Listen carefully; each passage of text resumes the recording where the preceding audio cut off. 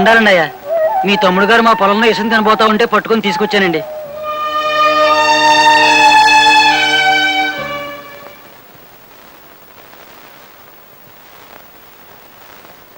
కృష్ణ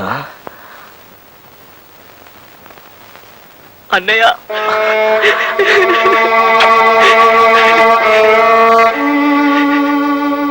ఇంకెప్పుడు ఇలాంటి అఘాయిత్యం తలపెట్టుకున్నా.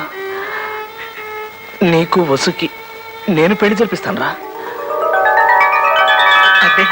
అయ్యా అయ్యా అమ్మయ్యా, కులాసాగా ఉన్నారు కదా.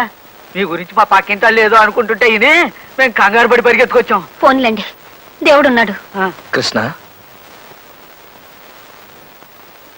సార్, జ్యోతి ఏమిటి?